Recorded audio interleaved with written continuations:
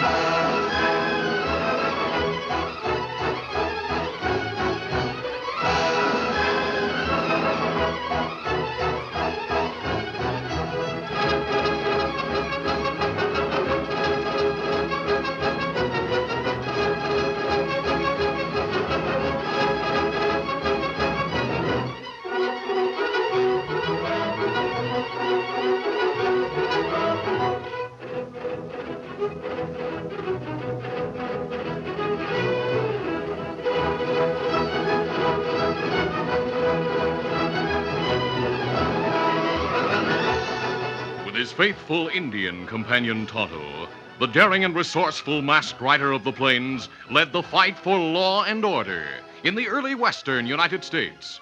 Nowhere in the pages of history can one find a greater champion of justice. Return with us now to those thrilling days of yesteryear.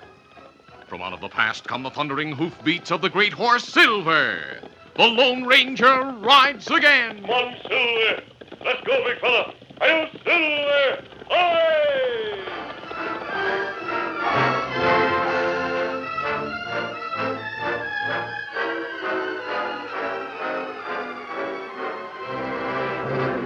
The Lone Ranger had run out of cash for his simple needs, so he and Tonto rode to the secret silver mine, owned jointly by the masked man and his nephew, Dan Reed.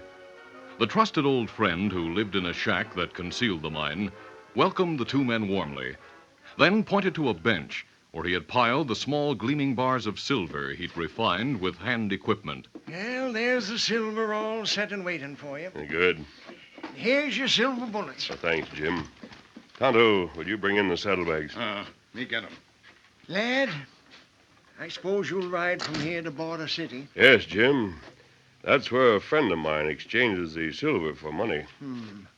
His name's George Wilson, isn't it? That's right. He's a banker.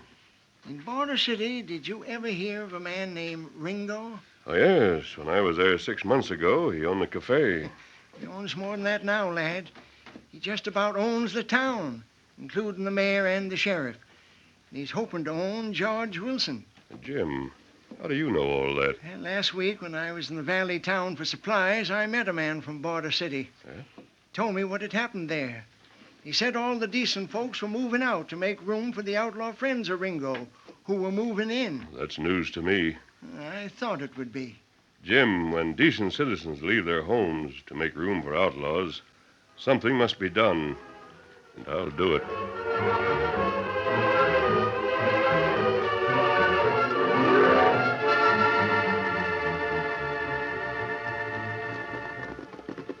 After leaving the silver mine, the Lone Ranger and Tonto rode for 3 days and 2 nights, with only the briefest of pauses for food and rest. Oh, Silver. There, big fella. Easy, Scout.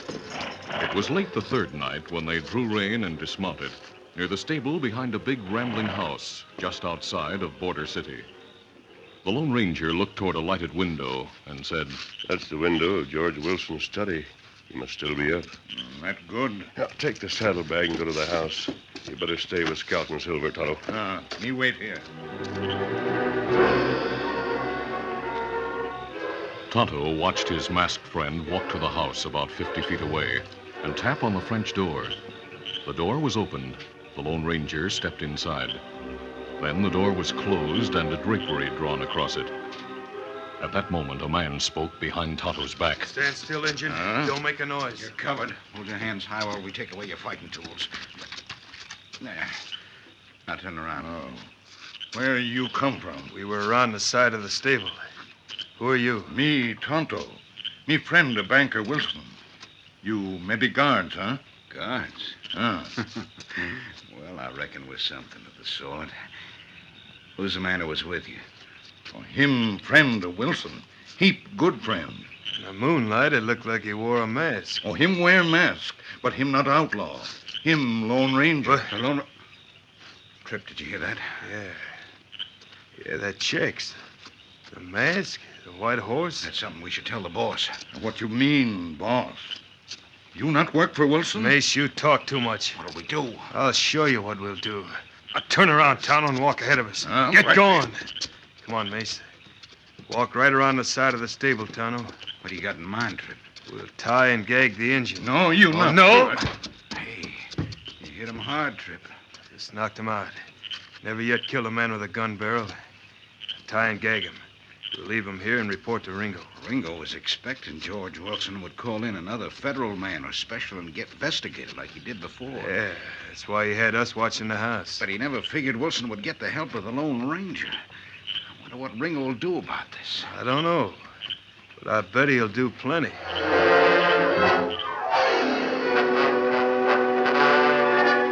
Meanwhile, inside the banker's house, George Wilson locked the Lone Ranger's silver in a small safe, and the masked man pocketed paper money and coins of equal value. Thanks for the exchange, George. I've been proud to serve as your secret banker, but I'm afraid this is the last time. I heard that a man named Ringo... Ringo, that crook. I intended to tell you about him. Is he the man who owned the cafe when I was here 6 months ago? Yes, he still owns the cafe, but now he also owns practically everything else in town. How did he expand so fast? By spending unlimited money. Mm-hmm. You know how he got the money? Yes, I do. He's been smuggling stolen weapons to renegade armies across the border. Stolen weapons, huh? That's right. Stolen from the army. Army supply trains all over the West have been attacked, robbed, and troops massacred. By devious routes, the stolen arms and ammunition find their way here to Border City. And you know how close we are to the international boundary. I've heard that some of the buildings here in town are within a couple of 100 feet of the border. That's true. And one of those buildings is Ringo's Cafe. As I was telling you, with plenty of money to spend, Ringo got his own men elected to public offices. Then, with law distorted in his favor, he gained control of most of the business property. And the townsmen let him get away with it? Some who opposed him disappeared. Others were found mysteriously killed. Still others, especially men with families, just moved away. Now Border City is filled with outlaws of every type. They've come from all over, and they take orders from Ringo. He must have spent years building his organization secretly before he moved into the open. George, are you sure of your facts? Certain. My information came from reliable sources. Many of the men who gave it to me are now dead. Ringo knows I'm trying to fight him. He offered to buy me out. What did he say when you turned him down? He merely smiled. I don't know what his next move will be, but I know he'll strike, and strike hard. Is the federal government helpless? Well, agents have tried to get evidence against Ringo and failed. Obviously, anything that might incriminate him is well concealed. I think... What's that? A horse outside the door. Sounds like Silver. We'll slide back the drape. You'll be able to see through the glass. It is Silver. I'll open the door. What is it, Silver? What's wrong? He's running toward the stable. Something's wrong there. I'll follow him. I'll go with you. Following Silver, the Lone Ranger and George Wilson quickly reached the place beside the stable where Tonto, tied and gagged, lay on the ground. The masked man drew his knife and a gun. Here, George, you take the gun. Right. Keep your eyes open while I release Tonto. That takes care of the gag, Tonto. Kemosabe. Are you hurt? Me hitting head. Knocked out. But me all right now. There. Rub your arms to restore the circulation while I cut the other ropes. Who did this? 2 men. Them say them guards watching house. Me think them work for Wilson. But I have no guards. There, you're free, Tonto. Feel able to stand? Me try stand. I'll help you to your feet. The 2 fella asked about Mask Man, and me say him Lone Ranger, and them plenty surprised. Why did they knock you out? Them say them tie and gag me and leave me here while them go tell boss about Lone Ranger. Me try fight. Me hitting head knocked out. Did those men name their boss? No. Undoubtedly Ringo. He probably gets a report on everyone who visits me. And now that he knows you're here, he'll act fast. We'll act faster.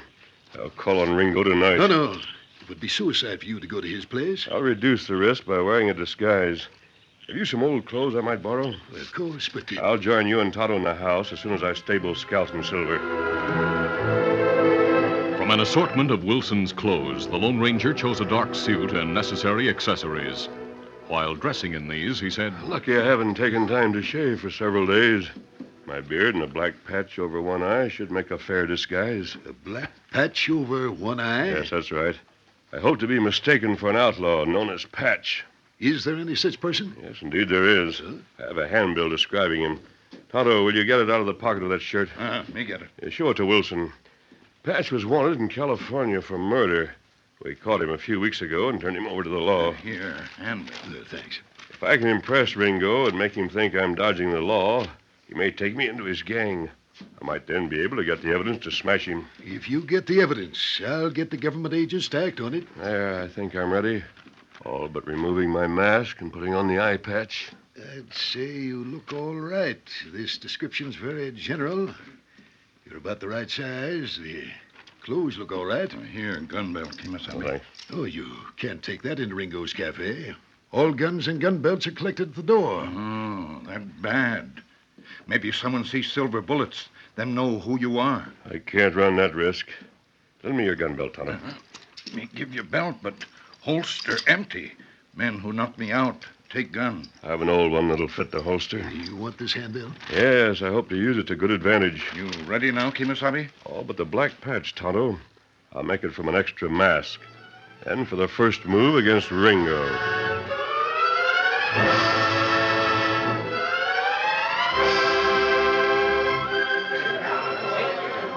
Joe Ringo, a big man with black hair and a black mustache, sat at his favorite table near the door where he could see everyone who entered his cafe. With him sat Trip and Mace, the men who had knocked out Tonto.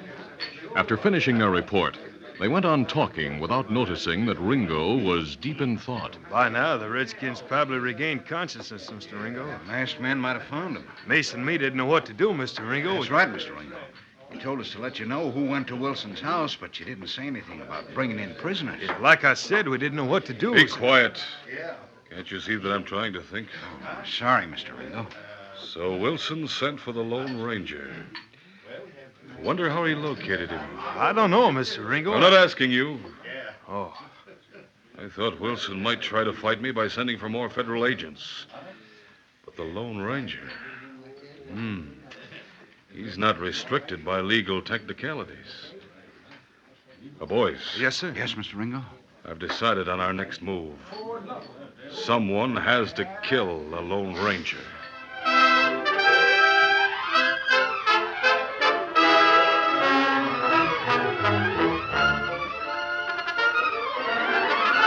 The curtain falls on the first act of our Lone Ranger adventure. Before the next exciting scenes, please permit us to pause for just a few moments.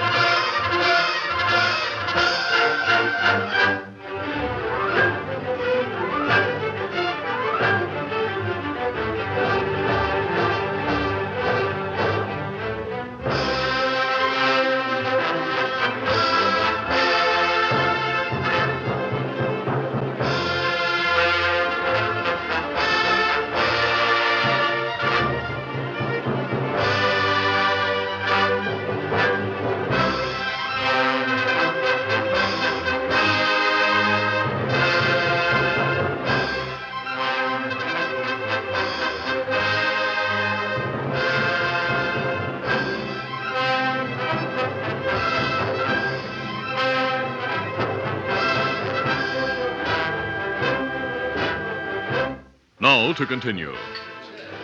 For a moment, Trip and Mace were somewhat awestruck at Ringo's decision to kill the Lone Ranger. Then a man a short distance away suddenly raised his voice in anger to the waiter. Don't tell me I can't sit at this table. I'll sit anywhere I want. But, Mr.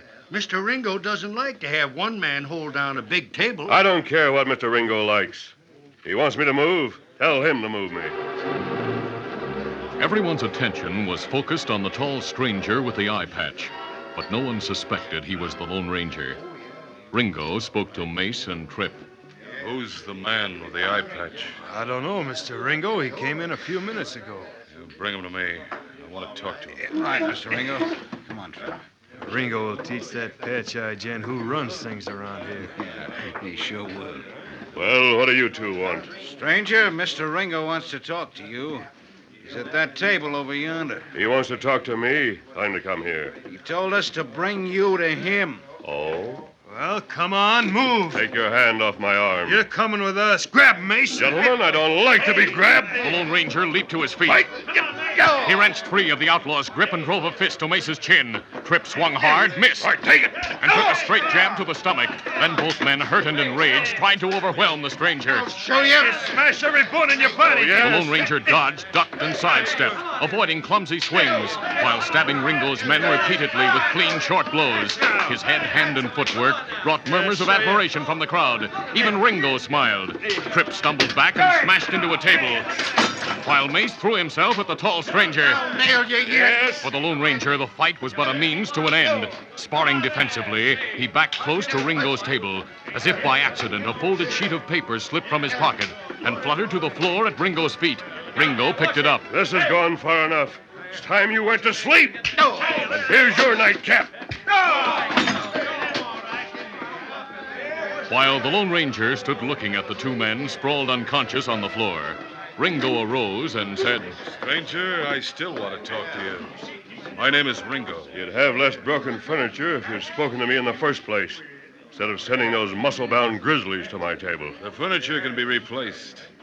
So can the muscle-bound grizzlies.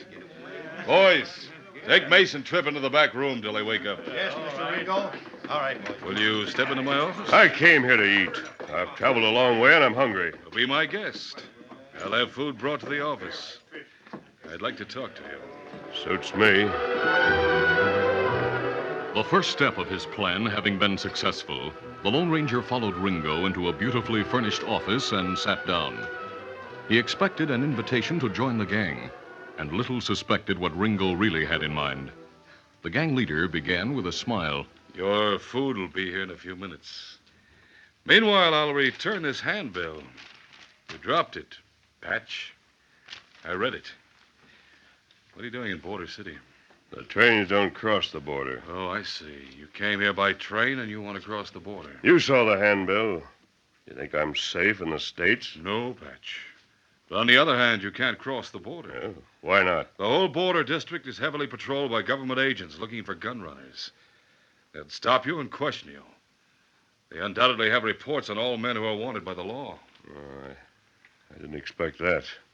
Patch, if you'll pay my price, I'll get you safely out of the country. What's your price? I want 2 men killed. It should be easy for you. I recognize at least 6 gunslingers in the cafe. These are very important men, and their deaths will make a big noise. All of my men, my friends, must have ironclad alibis, so there'll be no suspicion that I'm connected to the murders. Oh? The killer will have to leave the States for good. You must do that anyway, so you've nothing to lose. Who's to be killed? A banker named George Wilson and the Lone Ranger. What? The Lone Ranger? Is he around here? Yes, he's in Wilson's home. You kill those 2, and I'll guarantee you safe passage to Mexico. How?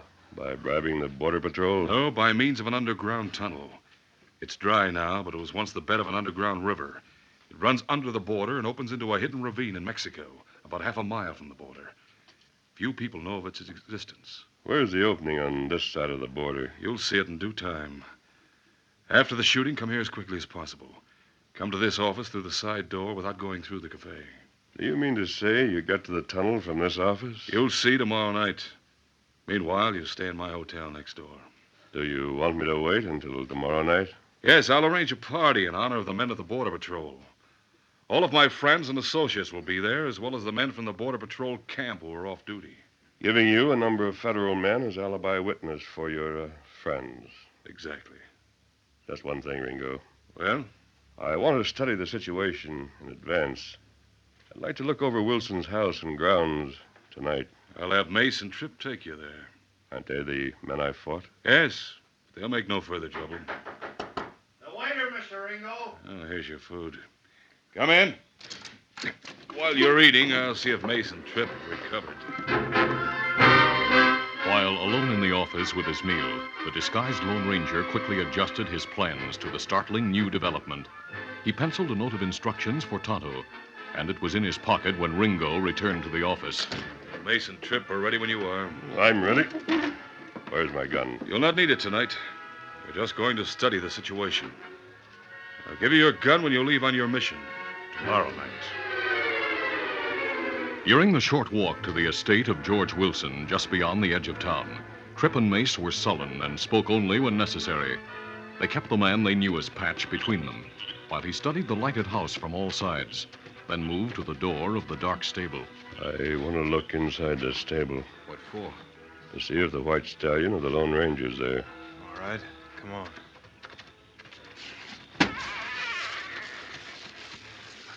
In the stable, the Lone Ranger struck a match. The flickering light revealed Silver, Scout, and several other horses. That's the Lone Ranger's horse. The one in the next stall belongs to his Indian partner. Ringo was right. The Lone Ranger is here. The match burned out, and the Lone Ranger moved fast in the darkness. He slipped the note from his pocket and left it where Tonto would be sure to find it in the morning. You ready to go back to the cafe? Yeah, let's go.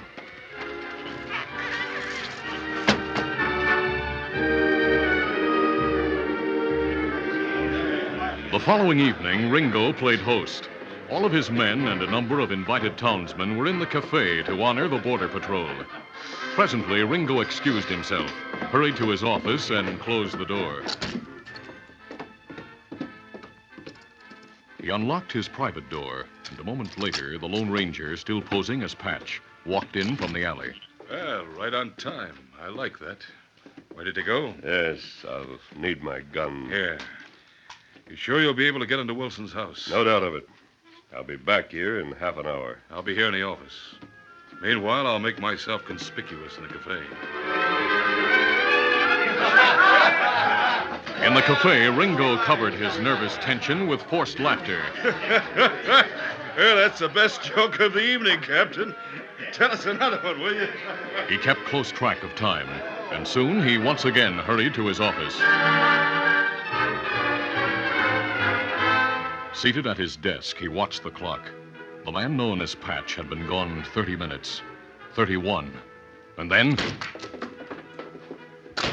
Ringo, where's the escape tunnel? Calm down. What's in that bundle? My clothes. You promised to show me the tunnel. Where is it? I still have bullets in this gun, Ringo. You try to double-cross me, I'll show you the tunnel. But tell me how things went. I got into the house, fired one shot, and a lot of federal agents rushed into the room. Federals? I couldn't fight all of them. I ran. Did they see you? Of course, they're chasing me, but I'm well ahead of them. Oh, you blundering fool. Show me that tunnel. Those men will come here. They'll question me. You're in the clear unless they find me. If they do, I'll swear you set me to kill Wilson and the Lone Ranger. I'll get you out of here, but I'd rather kill you. Don't try it. I'm armed. The entrance to the tunnel's behind these bookshelves. The shelves swing out like this.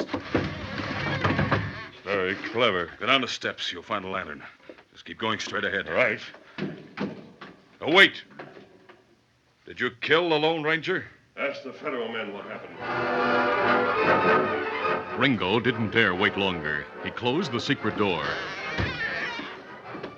And the bookshelves were no sooner back in place than the side door opened. 5 men came in. Mr. Wilson. Yes, Ringo. And I think you know these men. They're special agents for the government. Yes, we've met. Are you men here to search my place again?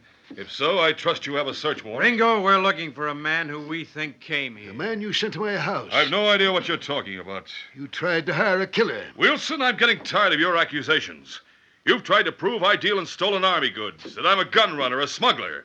Now you accuse me of hiring a killer. Look, the bookcase is moving. Hold it, Ringo. You're covered. Now take your gun. Oh, wait. Stand still, Ringo. This is it, Ringo. Haskell. Did you find what we wanted? Yes, Wilson. In that tunnel, there are cases of Army guns and ammunition, as well as papers and some records that should convict the whole gang. Moreover, the tunnel goes all the way to Mexico, crossing in under the border. That does it. You, that voice. You wore the eye patch. Yes, and now he's wearing a mask. He tricked me. I'll kill you with bare hands. Thanks, Ringo. Wow, you cooled him in a hurry. Did I hear you say thanks? Yes, I'd hoped for the chance to give him a little of the same that Mason Tripp got. I'll handcuff him while he's unconscious. Jim, the captain and men of the Border Patrol are waiting for word to arrest the hoodlums in the cafe. Yeah, that'll be easy. All the guns except those of the federal men are checked at the door. I'll go and tell the captain to get busy. Oh, by the way, one of Ringo's men stole Tonto's gun. We'll get it back for him. Oh, you have it. Ringo must have admired it because it's the one he was carrying. Then this gun I took from Ringo belongs to your friend? Yes. Oh, then take it to him. Here. Yeah, thanks. Tonto is waiting in the alley with your horse. I'll go to him now, George. Mr. Wilson and Tano told us about you, sir. We're proud to have had a hand in helping smash the Ringo gang. Otto and I are proud to have helped you, government men. Adios. Goodbye. Goodbye. Wilson, in 24 hours, that masked man accomplished more than we could in the past 6 months. Well, that's the Lone Ranger.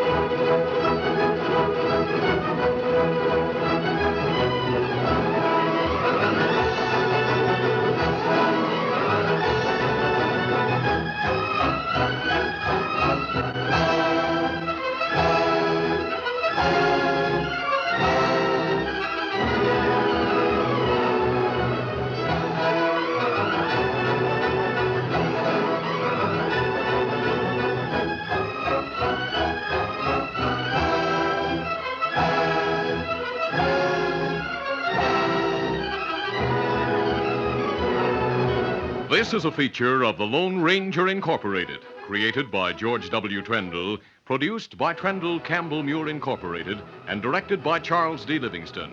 Tonight's drama was written by Fran Stryker. The part of the Lone Ranger is played by Brace Beamer.